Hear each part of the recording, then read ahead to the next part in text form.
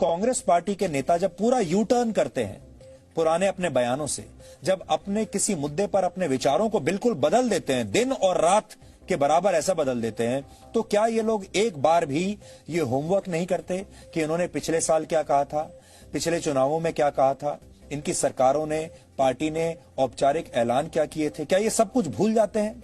आज हम कांग्रेस पार्टी की याददाश्त पर कुछ चोट करेंगे ताकि कांग्रेस पार्टी के नेताओं को याद आ जाए। और याददाश्त उनकी इतनी खराब हो चुकी है कि 2020 में उन्हें 2019 का ही याद नहीं है, यानी एक साल पुरानी बात भी उन्हें याद नहीं है कि उन्होंने एक साल पहले अपने घोषणा पत्र में क्या लिखा था। या तो वो अपना घोषणा पत्र पढ़ते ही नहीं है, या फिर उनका घोषणा पत्र कहीं बाहर से बन के आता है। हम आपको कांग्रेस के वर्ष 2019 यानी पिछले साल और 2014 के घोषणा पत्र आज दिखा रहे हैं, जिनमें कांग्रेस ने ऐसे ही कानून का साफ साफ वादा किया था। पहले हम कांग्रेस पार्टी को पिछले साल का घोषणा पत्र दिखाते हैं। एक साल पुरानी बात है सिर्फ। इसमें कांग्रेस ने वादा किया था कि वो सत्ता में आने के बाद एग्रीकल्चरल प्रोड्यूस मार्केट कमेटी यानी एपीएमसी एक्ट को समाप्त कर देगी, ताकि किसान अपनी मर्जी से कहीं भी फसल बेच पाएं।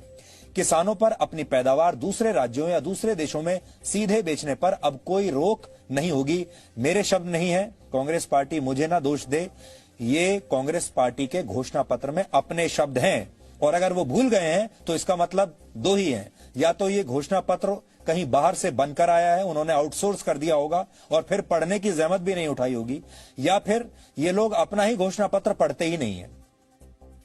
कांग्रेस के घोषणा पत्र में यह भी लिखा है कि वर्ष 1955 का आवश्यक वस्तु अधिनियम अब पुराना हो चुका है, अब उस तरह के नियंत्रण की कोई आवश्यकता नहीं है। इसलिए कांग्रेस नया कानून लाएगी जिसमें सिर्फ युद्ध जैसे हालात में ही आवश्यक वस्तु कानून को लागू किया जाएगा। अब आपको पिछले लोकसभा चुनाव के बारे में बताते हैं। 2014 के लोकसभा चुनाव, 2014 में लोकसभा चुनाव से ठीक पहले कांग्रेस की सरकार ने फलों और सब्जियों को एपीएमसी एक्ट से बाहर करने का ऐलान किया था, ताकि किसान अपनी पैदावार अब जहां चाहे वहां बेच सके। कांग्रेस ने इसे अपनी सरकार वाले राज्यों में लागू भी कर दिया था, यानी जहां जहां उसकी राज्य सरकारें थीं वहां वहां लागू भी कर दिया था। मनमोहन सिंह की सरकार ने कॉन्ट्रैक्ट फार्मिंग पर एक कमेटी बनाई थी, जिसने वर्ष 2013 में अपनी सिफारिशें दी थी।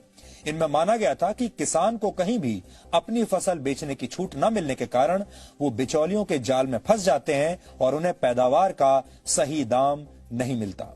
ये कांग्रेस के शब्द हैं, ये कांग्रेस के मैनिफेस्टो में लिखा हुआ है।